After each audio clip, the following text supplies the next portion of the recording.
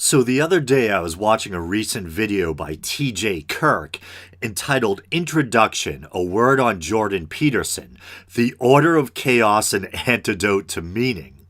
The title itself is an irreverent take on the name of Peterson's new book, 12 Rules for Life and Antidote to Chaos. For the sake of brevity, let's just say TJ, aka The Amazing Atheist, isn't a big Jordan Peterson fan. As for myself, I've often said that there's much that Peterson has to say that I agree with. I like his approach to religious and mythic symbolism, and I also appreciate much of his life advice, how to start getting one's proverbial shit together, the whole clean your room thing, etc.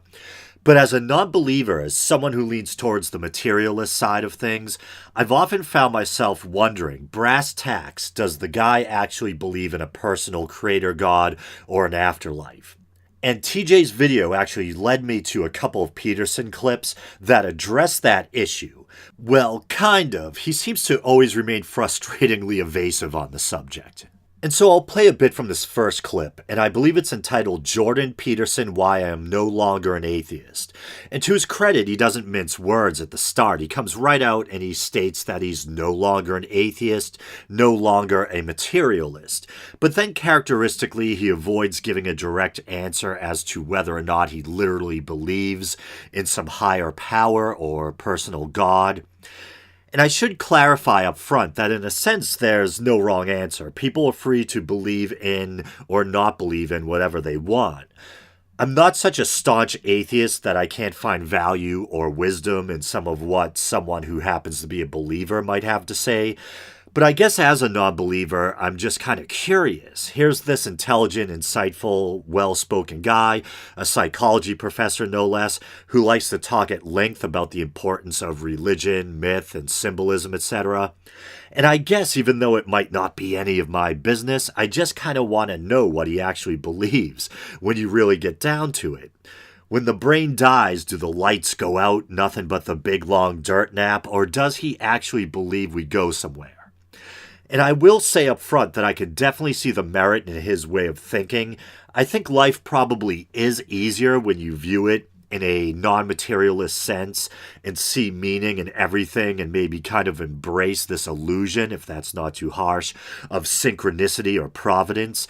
But once again, at the end of the day, what's actually true? And no, I'm not using true in some pragmatic, Peterson-esque sense of the word. I mean, what's scientifically or empirically true? But here's that first clip. I'm not an atheist anymore because I don't look at the world that way anymore. I'm not a materialist anymore. I don't think the world's made out of matter. I think it's made out of what matters. It's made out of meaning. Look at it from the perspective of modern brain science. What we orient towards unconsciously, which means what captures our attention, is meaning, and it captures our attention before we know what it is. The brain acts as if the world's made out of information or made out of meaning. Heidegger, for example, German philosopher, was convinced that the world was made out of meaning, essentially, and that people's primary interaction with being was interaction with meaning. And that isn't what modern people think because they're deeply materialistic. If you go back 400 years or 500 years and you look at what people meant when they said matter, which is what things are made out of, what they thought matter was isn't like what we think it is. It wasn't like this material stuff, sort of like dirt that everything was made out of. It was much more complicated than that. The problem with the standard view of matter is that it doesn't really deal with the fact that matter comes in arrays and in patterns. And the patterns and the arrays, which is sort of lost when you think about atoms, that's where all the action is. That's where the reality is. So it's interesting. He's speaking in the past tense, so he admits that at one point he was an atheist, he was a materialist. Then something happened to shift his worldview. And so there was that clever little statement, I don't believe in matter, I believe in what matters. And in a way, I'm kind of sympathetic to this point of view because I think in a sense, despite the fact that we're biological organisms existing, so I believe, in a material universe, in a sense everything is mind or perception. We interpret the world through our senses and then experience everything in or via the mind. But I'm still of the school of thought that matter matters, and without it, there wouldn't be a world or a self to experience. And it's funny how, to prove his point, he falls back on brain science. So in some way, he seems to recognize the reality of the material world and the benefits and reality of science, but chooses to view things in a non-materialistic way. And there's nothing wrong with not seeing things through a materialist lens every second of the day.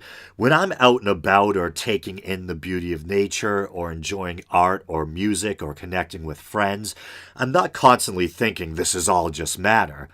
I'm enjoying myself as a human being, or at least trying to. But undergirding my worldview is the acknowledgement that there is a material world and certain scientific truths.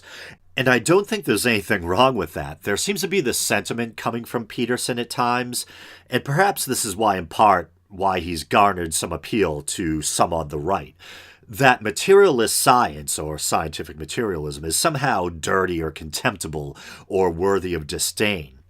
And I don't think it has to be an either-or choice. I think, like myself, when you're out and about moving through the world, you can choose to kind of let go and see things through a kind of enchanted or poetic lens, and yet underneath that still hold a belief in rational materialistic science.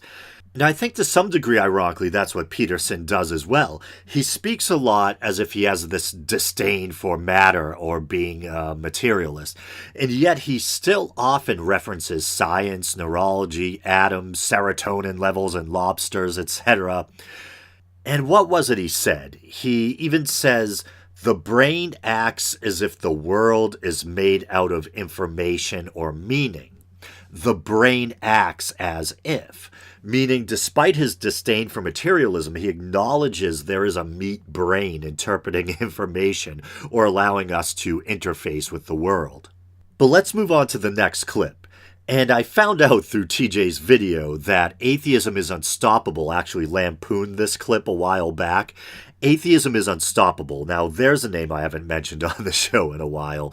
But here we go, and it's entitled, I Act As If God Exists, a kind of telling statement in its own right, and it is taken from something Peterson actually says in the clip. But I think this was uploaded by a third party, this little excerpt, so I don't think Peterson had anything to do with the how the video was titled. So people often ask me, do you believe in God? Which I don't like that question. So I don't like that question. Why not? I think whether or not there's a God is one of the most profound and timeless questions we face as human beings. First of all, it's an attempt to box me in a sense. And the reason that it's an attempt to box me in is because the question is asked so that I can be firmly placed on one side of a binary argument. Okay, so I can honestly say when I want to know whether or not a person I consider smart and insightful believes in a God, it's not some trick or some attempt to box them in. It's because I'm genuinely curious, and it's a profound question I wrestle with myself, although admittedly I do heavily lean towards the atheistic or materialist side of things. But I reached that viewpoint after a lifetime of wrestling with that profound question, is there a God? And in some real sense, I think I'm still a seeker, and I still have this kind of desperate hunger for other people's thoughts on the matter. And in fairness to Peterson, I know it can be a deceptively simple, or should I say deceptively complicated question. And I think it's good to try to clarify what one means by God. An impersonal God akin to something from Eastern religion, or to put it in pop culture terms, something like the Force in Star Wars, some all-pervading spiritual force or essence or universal consciousness, or maybe something like in pantheism, nature or being as God. Or are we talking about a personal deity, a great sky daddy who brought everything into creation, some patriarchal deity with a list of things you shouldn't do, and yes, I did get that from George Carlin, with the power to bestow on you either eternal paradise or eternal perdition? And an important related question I'd have for him, do you literally believe in an afterlife? Excuse the graphic or extreme imagery, But if someone was to put a sawed-off shotgun in your face, or my face, don't want to make you feel too uncomfortable, and blast apart my cranium, all airy-fairy metaphorical speech aside, do you think you actually go somewhere, or is it the big dirt nap? And as someone interested in the brain and the mind and of our collective existential struggle, aren't you curious? Don't you think about it? But maybe this is another instance where Peterson's embrace of pragmatic philosophy comes into play. Maybe he simply thinks it's not useful to morbidly linger on the question of what happens after we shuffle off the mortal coil. Maybe he sees it as more beneficial to focus on being while we have it. And I suppose there's a certain wisdom in that, but me, I'm a glutton for punishment. I like wrestling with those big existential questions, and my mind is magnetically drawn back to those questions, like what happens when we die, and is there, as I think Hunter S. Thompson said, somebody or at least some force tending the light at the end of the tunnel? And the reason I don't like to answer it is because A, I don't like to be boxed in, and B, because I don't know what the person means by believe or God. And they think they know. And the probability that they construe belief and construe God the same way I do is virtually zero. Well, I think that's a bit of a cop-out. It should be relatively easy enough to simply ask someone what they mean by God and proceed from there. A personal God, impersonal God, the God of the Bible, the God of the deists, so on and so on. Two intelligent people should be able to lay a particular concept of God on the table and then honestly answer or comment whether they think it's valid or realistic. So it's a question that doesn't work for me on multiple levels of analysis. But strangely enough, just as we were talking, the answer to that question popped into my head. I act as if God exists. Now you can decide for yourself whether that means that I believe in him, so to speak. I act as if God exists. I actually don't mind that answer. I find it kind of both fascinating and endearing for some reason. It's kind of a clever answer. But the next part where he says, I leave it up to you to decide whether you think I actually believe in him or not, that seems like a bit of a cop-out once again. It reminds me of a time not too long ago when the gay community wasn't quite as accepted as they are now, and once in a while someone would ask a famous person, an actor or musician who people suspected might be gay, whether or not they were actually gay, and they'd always give some indignant or evasive answer like, I choose not to discuss my sexuality. I think it should remain private or whatever. And when I was younger, I'd always think, man, just answer the question. There's no wrong answer. But this evasiveness always made it seem like they were hiding something. As a straight guy myself, I can attest that, generally speaking, we love any opportunity to broadcast the fact that we like women. And thusly, it was always my feeling that if someone was refusing to answer, it probably meant they were someone who happened to be gay, who was hesitant to come out of the proverbial closet. And I don't mean to sound too glib or insensitive, because I know for many, it's not easy coming out of the closet, especially in the days before this relatively recent sea change we've seen with a broader acceptance of the LGBT community, as well as a rapidly growing acceptance of gay marriage, a very positive sea change in my opinion. But why am I talking about this? Oh yeah, I was drawing a parallel between Peterson's evasiveness on the God question and closeted celebrities reluctant to discuss their orientation.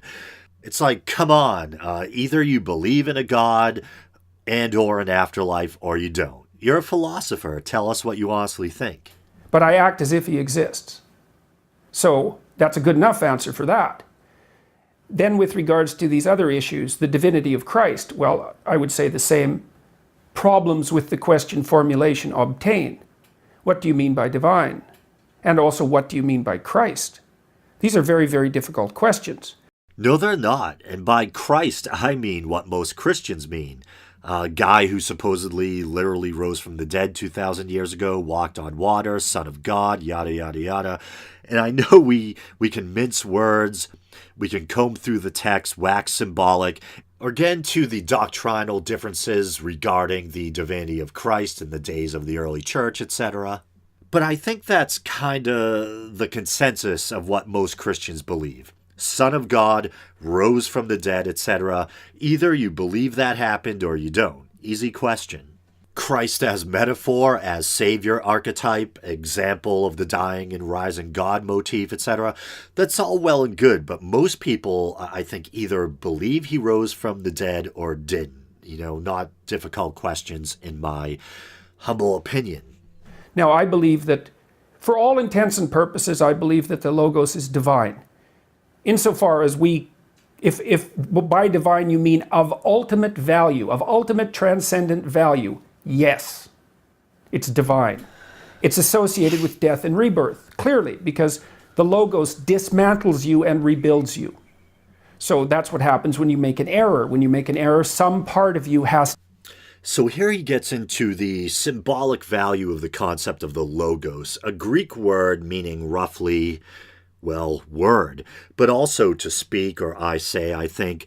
It was also a term used in pre-Christian Greek philosophy and was associated with order and knowledge, rational discourse or argumentation, etc.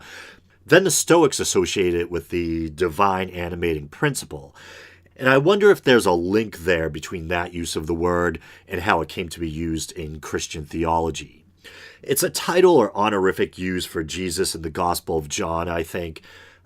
Jesus is said to be the Logos incarnate, or the Word made flesh. And it factored into trying to resolve or determine the exact nature of Christ's divinity, Christ as pre-existing second person in the Trinity, etc. And I get what Peterson's trying to get at with his psychoanalytical and metaphorical use of the word Logos, but still, there's a pretty big difference between employing the term in that sense and literally believing someone walked on water and rose from the dead 2,000 years ago. I don't think the average Christian is walking around thinking of Christ as merely a psychoanalytical metaphor. And I know I keep making these Jordan Peterson videos, and it probably seems like I'm trying to beat up on him somehow. But once again, I actually like a lot of what he has to say. I'm not touching his recent comments on women in the workplace with a 10-foot pole, but his life advice about bettering yourself and getting where you want to be, his psychological use of religious and mythic symbols, I like all that. It's just our worldviews clash when it comes to his view on scientific materialism, etc., and atheism. But with that being said, I guess I'll call it quits. So thanks for listening, guys. You know the drill. Facebook, Twitter, YouTube. Maybe you're watching the YouTube version now. If you want to help the show out monetarily, you can go to patreon.com/theweekindoubt and help the show out for as little as 99 cents a month. And speaking of that, and I usually do this at the top of the show, I want to thank my friend Neil Gaffey, who I mentioned last week, for actually becoming a Patreon supporter. And I think I mischaracterized him as a person of faith. Turns out not so much. So sorry about that, Neil. And thank you very much for supporting the show via Patreon. It is greatly appreciated. So all right, guys, until next week.